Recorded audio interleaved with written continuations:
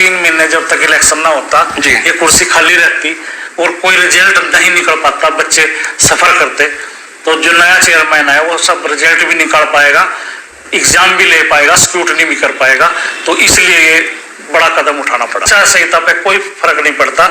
हमने जो आचार संहिता है उसको कॉपी मंगाई अपने जी, तो उसमें एग्जाम लेने, स्क्रूटनी करने और रिजल्ट देने पे कोई रोक नहीं है, क्योंकि ये ऑन गोइंग प्रोसेस है। ये कोई नई भर्ती हम जारी नहीं कर रहे हैं। तो शायद ज्वाइनिंग का मेरे को पता नहीं है कि डिपार्टमेंट को ज्वाइनिंग भी शायद डिपार्टमेंट करा सकते हैं, पर ज्वाइनिंग कराते टाइम उन्होंने चुनाव आयोग की परमिशन लेनी पड़ेगी। ये बाकी जो अगले पहले चरण है इसमें कोई परमिशन की जरूरत नहीं है, आचार संहिता लागू नहीं होती।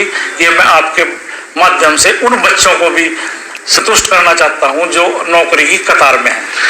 फिर देखिए, जो हमारी पहली तारीख थी जी, उस तारीख पे जज साहब ने जजमेंट में तो नहीं कहा, पर बातचीत में उनसे ऐसा आभास हुआ था कि अगली तारीख पे मैं इस केस को इधर या उधर कहीं न कहीं कर देंगे जी। तो अगली जब तारीख आई तो एजी साहब शायद बीमार हो गए थे, वरना उस दिन ये निर्णय होने वाला था।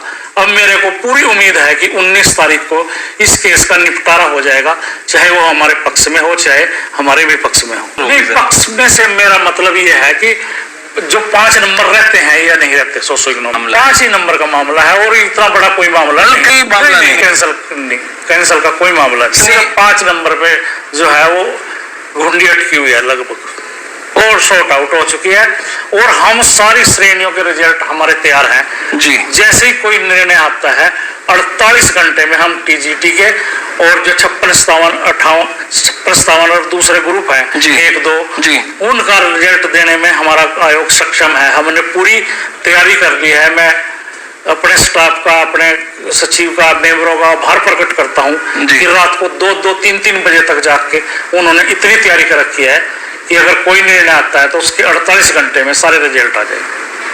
न्यायालय से गुहार लगाई थी कि हम बिना 5 नंबर के रिजल्ट निकाल सकते हैं क्या जी, या हम पिटिशनर की सीटें छोड़ के रिजल्ट निकाल सकते हैं क्या जी। यहाँ तक कि ऐसा है कि हमारे पास तो 5 सब्जेक्ट ऐसे हैं जिसमें कैंडिडेट कम है, पोस्टें ज्यादा हैं।